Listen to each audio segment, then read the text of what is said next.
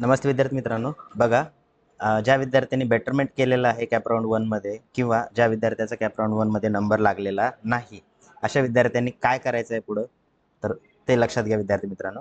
बघा, ज्या विद्यार्थ्याचा कॅप राउंड 1 मध्ये नंबर लागलेला आहे, ऑलरेडी ते उद्या शेवटची डेट आहे ॲडमिशन घेण्याची, तर ते ॲडमिशन घेतीलच. इन केस ज्या विद्यार्थ्याचं ऑटो फ्रीज झालं असेल आणि अशा विद्यार्थ्यांनी जर कॉलेजला जाऊन ॲडमिशन घेतलं नाही, तर त्या विद्यार्थ्याची सीट जी आहे ती कॅन्सल होणार आहे. ठीक आहे. त्यामुळे जर ऑटो फ्रीज झालं असेल किंवा चुकून कोणी फ्रीज केलं असेल, तर अशा विद्यार्थ्यांनी कॉलेजला जाऊन उद्या शेवटची डेट आहे, ॲडमिशन कन्फर्म करायचं आहे. जर तुम्ही कॉलेजला रिपोर्टिंग केली नाही, तर तुम्ही कॅप राऊंडच्या बाहेर जाणार. ओके. आता हे झालं फ्रीजवाल्यांसाठी. ज्या विद्यार्थ्याचा कॅप राऊंड 1 मध्ये नंबरच लागला नाही किंवा ज्या विद्यार्थ्यांनी कॅप राऊंड 1 मध्ये नंबर लागला पण बेटरमेंट केलेलं आहे, अशा विद्यार्थ्यांनी नेमकं पुढं करायचं काय हे आपण बघूया. विद्यार्थी मित्रांनो, इम्पॉर्टंट डेटमध्ये जर आपण गेलो तर या ठिकाणी समजते की कॅप राऊंड 1 हा 6 तारखेला संपत आहे, बरोबर. तर 7 तारखेला म्हणजेच उद्या परवाच्या दिवशी काय होणार आहे, तर provisional vacant seat of CAP round 2 दिसणार आहेत. आता provisional vacant seat for CAP round 1 काय असतं, कॅप राऊंड 2 काय असतं, provisional vacant seat for CAP round 2 काय असतं. बघा, कॅप राऊंड 2 साठी किती कॉलेजला किती जागा शिल्लक आहेत हे आपल्याला ज्यावेळेस समजतं, त्याला म्हणतो आपण वॅकन्सी सीट मॅट्रिक्स है ना, फॉर कॅप राऊंड 2. ओके. आता कॅप राऊंड 2 साठी किती सीट वॅकंट आहेत. आता काही काही सीटमध्ये बघा, कॉलेजमध्ये खूप कमी सीट्स वॅकंट दाखवतील तुम्हाला, बरोबर. बघा, आता जर एखाद्या कॉलेजमध्ये तुम्हाला ज्या ब्रँचला ॲडमिशन घ्यायचं आहे त्या ब्रँचला जर सीट वॅकंट नसेल, तर तुम्ही तिथं कॅप राऊंडमध्ये ऑप्शन टाकू शकता का, हा प्रश्न बऱ्याच विद्यार्थ्यांच्या मनामध्ये आला असेल, आहे की नाही. जर सीट वॅकंटच दाखवत नाही तर त्या ठिकाणी ऑप्शन फॉर्म भरू शकतो का आपण. हो, डेफिनेटली आपण ऑप्शन फॉर्म भरू शकतो. आता त्याच्या मागचे रिझन काय, तर असं होऊ शकतं की त्या विद्यार्थ्याचा कॅप राऊंड 1 मध्ये नंबर लागलेला आहे पण त्यानं बेटरमेंट केलेलं आहे, त्याला त्याच्यापेक्षा चांगलं कॉलेज जर लागलं तर तिथली जागा जी आहे ती वॅकंट राहणार आहे. ओके. त्यामुळे जरी वॅकंट सीट नसेल तरी तुम्ही त्या ठिकाणी कॅप राऊंड 2 मध्ये ऑप्शन फॉर्म भरू शकता. ठीक आहे. आता 7 तारीख खूप महत्त्वाची आहे. वॅकंट सीट मॅट्रिक्स बघितल्याशिवाय कॅप राऊंड 2 चा ऑप्शन फॉर्म भरायचा नाही. ठीक आहे. याच्यामध्ये वॅकन्सी सीट मॅट्रिक्स पहिले बघा, त्याच्यानुसार ॲनालिसिस करा कोणत्या कॉलेजला कोणत्या ब्रँचला किती सीट वॅकंट आहे, तुमच्या कॅटेगरीची सीट वॅकंट आहे की नाही हे पण तुम्हाला ॲनालिसिस करावं लागेल. त्यानंतरच तुम्हाला कॅप राऊंड 2 चा ऑप्शन फॉर्म भरायचा आहे. ठीक आहे. आता कॅप राऊंड 2 भरताना 8, 9, 10, 11, 12 किती दिवस दिलेले आहेत आपल्याला, 8, 9, 10, 11, 12 5 दिवस दिलेले आहे टोटल. तर 5 दिवसामध्ये खूप केअरफुली तुम्हाला ऑप्शन फॉर्म भरायचा आहे. विद्यार्थी मित्रांनो, कॅप राऊंड 2 मध्ये जर तुमचा नंबर लागला नाही तर तिसरा राऊंड हा फक्त नॉमिनल असतो, त्याच्यामध्ये सीट वॅकंट नसतात. चांगल्या कॉलेजच्या सीट ज्या आहेत त्या कॅप राऊंड 1 मध्ये जवळपास 90% भरलेल्या असतात. उरलेल्या 10% सीट ह्या कॅप राऊंड 2 मध्ये भरतात. तिसऱ्या राऊंडला तुम्हाला सीट भेटेल याची गॅरंटी नसते. त्यामुळे तुम्हाला काय करायचं आहे, तर कॅप राऊंड 2 हा खूप चांगल्या पद्धतीनं व्यवस्थित भरायचा आहे. आता कॅप राऊंड 2 भरताना मी सांगितलं तुम्हाला कोणत्या गोष्टी लक्षात ठेवायच्या आहेत, तर मागच्या वर्षीचा कट ऑफ बघायचा आहे, कॅप राऊंड 2ला काय लागलेला आहे. ठीक आहे. त्याचा आता कट ऑफ कसा बघायचा मी 1-2 मिनिटात सांगतो. कट ऑफ बघायचा आहे, त्याच्यानंतर तुमच्या कॅटेगरीची सीट त्या ठिकाणी वॅकंट आहे का, वॅकन्सी सीट मॅट्रिक्स आल्यानंतर तुमच्या कॅटेगरीची सीट आहे का वॅकंट. ओके. नंतर तिसरी गोष्ट, त्याच्यामध्ये तुमचं होम डिस्ट्रिक्ट आहे की अदर होम डिस्ट्रिक्ट आहे, तुमचं टेक्निकल आहे की नॉन टेक्निकल आहे, या सगळं गोष्टीचा रिसर्च करूनच तुम्हाला ऑप्शन फॉर्म 2 भरायचा आहे. तर आणि तरच तुमचा कॅप राऊंड 2 मध्ये नंबर लागणार आहे, अन्यथा तुमचा नंबर लागणार नाही. जसं खूप साऱ्या मुलांनी काय केलं होतं, कॅप राऊंड 1 मध्ये बघा, खूप साऱ्या मुलांनी कॅप राऊंड 1 मध्ये भरपूर ऑप्शन टाकलेले आहेत, 80-80, 90-90 ऑप्शन टाकले, तरीही त्या विद्यार्थ्याचा नंबर कॅप राऊंड 1 मध्ये लागला नाही. इवन दो त्याचा कट ऑफ जर चेक केला तर या विद्यार्थ्यापेक्षा कट ऑफचे मार्क हे कमी होते, तरी पण नंबर लागलेला नाही. त्याच्या मागे खूप सारे फॅक्टर्स असतात, है ना. तर ते तुम्हाला समजायला पाहिजे. जे मी तुम्हाला अगोदर सांगितले ते सगळे फॅक्टर जर तुम्हाला समजले, तुम्ही त्याचं पूर्ण ॲनालिसिस जर केलं, तर आणि तरच तुम्हाला कॅप राउंड 2 मध्ये ऑप्शन फॉर्म म्हणजे कॉलेजचं अलॉटमेंट होणार आहे. ठीक आहे. आता 12 तारखेपर्यंत तुम्हाला ऑप्शन फॉर्म भरला तू, तर बरेच मुलं काय करतात की 8 तारखेला सुरू होतं की नाही 8 तारखेलाच भरला पाहिजे, 8 तारखेलाच भरला तर माझा नवकर नंबर लागेल, किंवा 1 नंबरला मी हे कॉलेज टाकलं तर माझा नंबर लागेल, असं काही नसतं. पहिल्या दिवशी भरा किंवा शेवटच्या दिवशी भरा, तुमचा नंबर हा तुमच्या टक्केवारीवरच लागणार आहे. येतं लक्षात? असं काही जरुरी नाही की अगोदर भरला म्हणून तुमचा नंबर लवकर लागेल, किंवा एकच कॉलेज टाकलं मी तर माझा नंबर लागेल, असंही नसतं. ठीक आहे.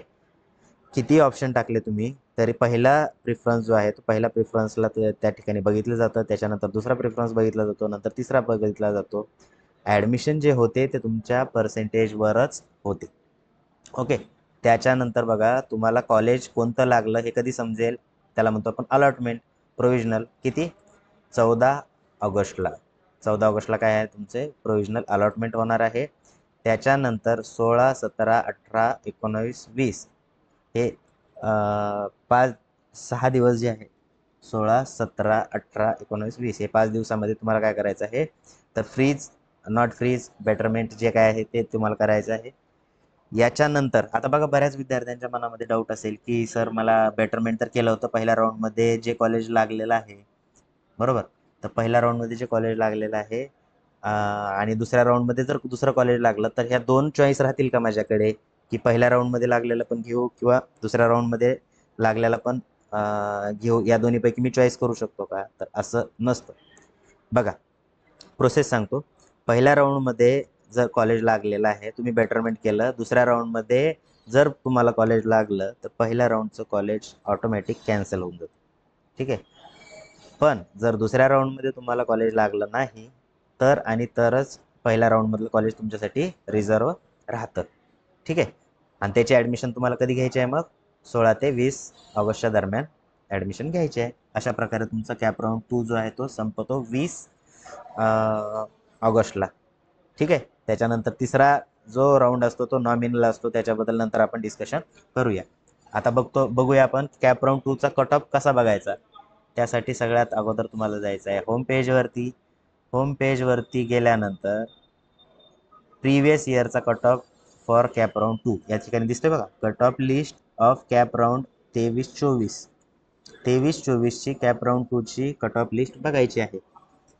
ओके. किंवा आता तुमच्याकडे कॅप राऊंड 1ची cut off list already available आहे, याचाही तुम्ही रेफरन्स घेऊ शकता. कॅप राऊंड 1चा रेफरन्स घ्या. त्याच्यामध्ये बघा की तुमचं एखादं जे कॉलेज पाहिजे, आता या ठिकाणी कॅप राऊंड 1 ओपन केलं आपण. ठीक आहे.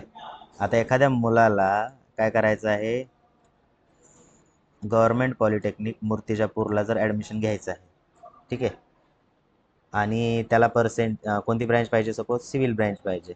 ओके.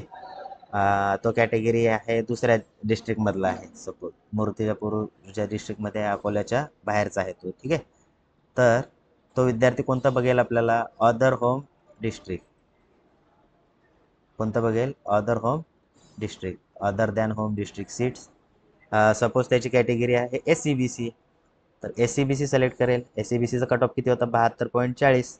एखाद्या विद्यार्थ्याला जर 73% असेल तर या ठिकाणी त्या विद्यार्थ्याचा नंबर लागायचे चान्सेस आहेत की नाही? आहेत. मग हे बघायचं, अशा पद्धतीनं तुम्हाला काय करायचं आहे, कट ऑफ लावायचा आहे. ठीक आहे ना? तर हे तुम्हाला रेफरन्स बघायचा. आता याच्यामध्ये बघा अदर दॅन होम डिस्ट्रिक्टमध्ये इथं काय असतं, NG ओपन. ओपन म्हणजे ओपन कॅटेगरीचं. G म्हणजे काय असतो, तर जनरल ओपन कॅटेगरी. याच्यामध्ये मुलगा मुलगी दोन्ही कॉम्पिटिशन करू शकतात.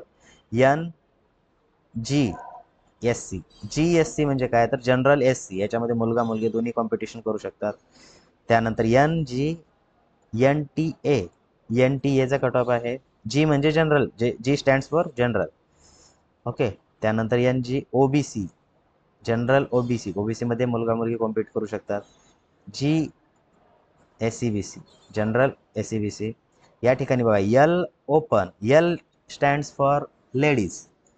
या ठिकाणी लेडीजचा कोटा असणार आहे. ठीक आहे. लेडीजचा कोटाच मधून ज्या मुलींनी ॲडमिशन घेतलेलं आहे त्याचा कट ऑफ बघा किती गेलेला आहे, 91%. ओके. तसंच LSC, L stands for ladies आणि SC त्याचा कट ऑफ किती आहे, 82. हा जनरल SC पेक्षा कमी आहे. ओके. त्यानंतर LOBC, एल म्हणजे लेडीज, OBCचा कट ऑफ आहे 85.60%. ओके. अशा पद्धतीनं तुम्ही काय करू शकता, या ठिकाणी चेंज करायचे आहेत. ओके. तर एवढी इन्फॉर्मेशन आजच्या व्हिडिओमध्ये द्यायची होती. आय होप तुम्हाला ही इन्फॉर्मेशन समजलेली असेल. याच्यानंतर बघा विद्यार्थी मित्रांनो, आपण काय केलेलं आहे की ज्या विद्यार्थ्यांना ऑप्शन फॉर्म भरण्यामध्ये काही अडचण येईल तर त्या विद्यार्थ्यांसाठी काय केलेलं आहे, कन्सल्टन्सी स्टार्ट केलेली आहे.